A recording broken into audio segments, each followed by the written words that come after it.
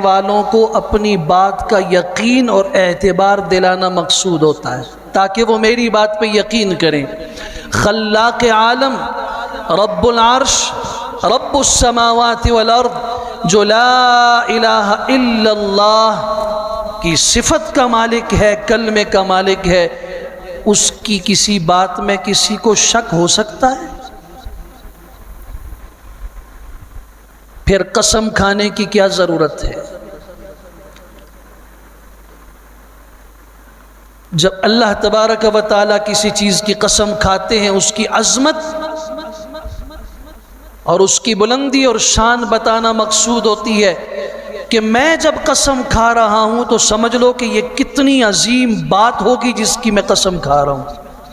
والفجر، قسم ہے فجر کی، مطلقاً روزانہ فجر کا جو وقت آتا ہے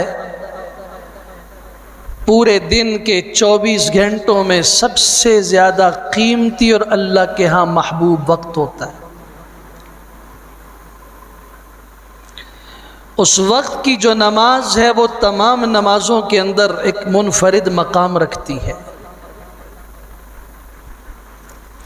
اسی لیے امام الانبیاء صلی اللہ علیہ وسلم نے فرمایا تھا، من صلی الصبح فہو فی ذمۃ اللہ۔ صحیح مسلم کی روایت ہے، جس نے فجر کی نماز پڑھی وہ اللہ کے ذمے میں ہوتا ہے۔ مجھے بتائیے، جس کا ذمہ اللہ لے لیں اسے کائنات مل کر کوئی نقصان پہنچا سکتی ہے؟ پھر امام الانبیاء صلی اللہ علیہ وسلم نے فرمایا تھا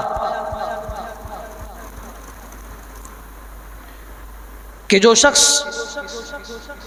فجر کی نماز میں شریک نہ ہو یہ خبیث ہے۔ آپ کو پتہ ہونا چاہیے شریعت میں خبیث کس کو کہتے ہیں۔ ایک فتوے سے اندازہ لگائیے آپ، اگر کسی انسان نے دوسرے انسان کو خبیث کہہ دیا اور وہ قاضی کی عدالت میں گیا، قاضی محترم اس شخص نے مجھے خبیث کہا ہے، اور وہ اس کے خبث کو ثابت نہ کر سکا، اسے اس کی پیٹھ پر 39 کوڑے تعزیراً لگائے جائیں گے۔ اتنا سخت لفظ ہے۔ امام الانبیاء صلی اللہ علیہ وسلم اس کے لیے فرما رہے ہیں جو فجر کی نماز نہیں پڑھتا۔ آپ نے فرمایا خبیث ہے جو فجر کی نماز نہیں پڑھتا، شیطان نے اس کے کان کے اندر پیشاب کیا ہے۔ بلکہ ایک سخت جملہ فرمایا کہ میرا دل چاہتا ہے جو فجر کی نماز نہ پڑھے میں اس کی لاش کو آگ کے اندر ڈال کے جلا دوں۔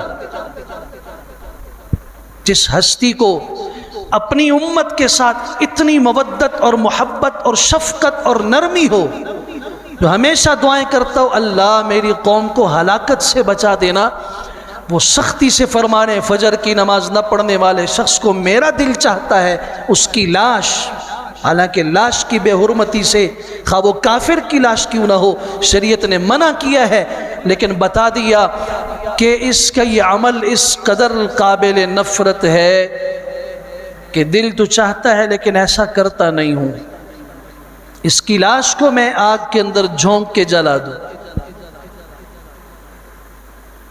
پھر کیا امام الانبیاء صلی اللہ علیہ وسلم نے یہ نہیں فرمایا تھا رکعتا الفجر خیر من الدنیا وما فیہا، فجر کی 2 رکعتیں دنیا وما فیہا سب سے بہتر ہیں، کائنات میں جو کچھ ہے سب سمیٹ دو، سارے خزانے، سب جواہرات، سارے پیسے، ساری جائیدادیں ملا کے اکٹھی کر لی جائیں اور مد مقابل میزان عمل میں اللہ کے ترازو میں صرف فجر کی 2 رکعتیں ہوں، آپ نے فرمایا یہ ساری کائنات سے افضل اور بہتر ہیں۔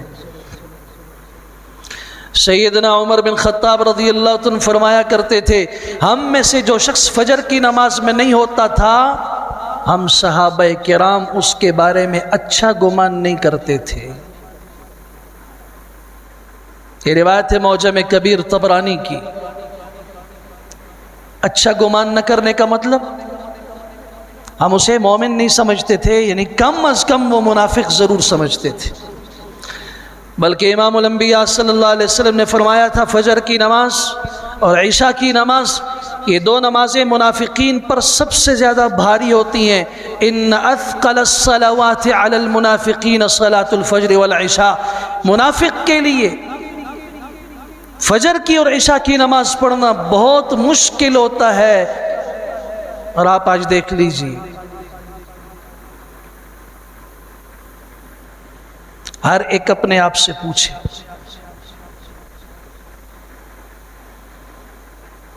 بلکہ آپ علیہ السلام نے فرمایا تثاقلت رؤوسهم عن صلاة الفجر.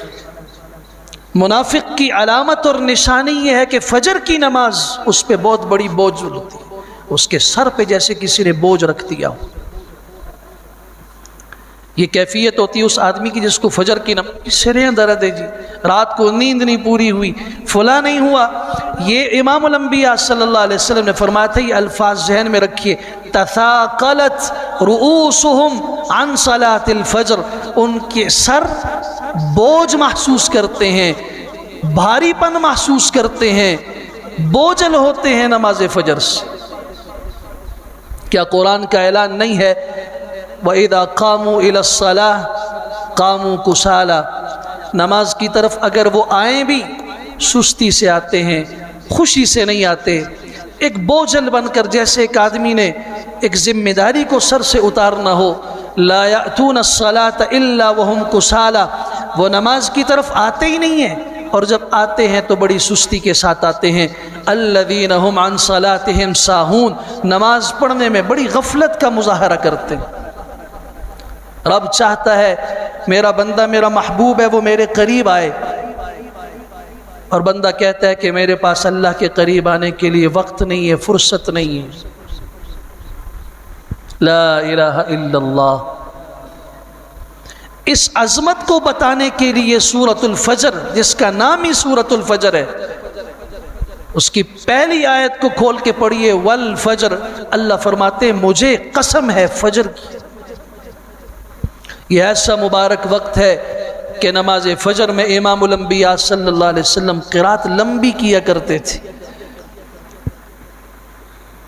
اہل علم نے قرات کی 3 صورتیں بیان کی ہیں، قصار، اوساط اور مفصلات. فجر کی نماز میں لمبی ترین قرات ہوتی ہے. نماز مغرب اور نماز عشاء کے اندر درمیانی قرات ہوتی ہے. ظہر اور عصر میں کم قرات ہوتی ہے. یہ سنت طریقہ ہے امام الانبیاء صلی اللہ علیہ وسلم کا. فجر میں قرات کیوں لمبی کی؟ ان قرآن الفجر کان مشہودا. سورہ بنی اسرائیل میں وجہ بتا دی گئی، اس لیے کہ فرشتے فجر کی نماز میں قرات کے اندر حاضر ہوتے ہیں. فجر کی نماز کی قرات میں فرشتے سننے کے لیے حاضر ہوتے ہیں. نماز عصر، نماز فجر، یہ وہ 2 نمازیں ہیں جن میں فرشتوں کی باریاں تبدیل ہوتی ہیں. 2 فرشتے نماز عصر تک انسان کے اعمال لکھ رہے ہیں. نماز فجر میں آئے، ظہر میں شریک ہوئے، عصر میں شریک ہوئے، پھر یہ عصر کے بعد چلے گئے، اور عصر کی نماز میں 2 فرشتے اور آئے. ان کی جگہ پہ عصر، مغرب، عشاء اور فجر کی نماز تک شریک رہے. امام الانبیاء صلی اللہ علیہ وسلم فرماتے ہیں یہ فجر والے اللہ کے حضور جاتے ہیں، عصر والے اللہ کے حضور جانتے ہیں. وہ سر و علانیت کو جاننے والی ذات، سینوں کے راز جاننے والی ذات، کائنات کی تہ کے اندر سیاہ چیونٹی کو، اس کے دل کے اندر پیدا ہونے والے خیالات اور جذبات کو جاننے والی ذات اپنے علم کے باوجود پوچھتی ہے کہاں سے آئے، کس حال میں آئے، میرے بندوں کو کس حال میں چھوڑ کے آئے. اللہ ہم آئے نماز میں کھڑے تھے،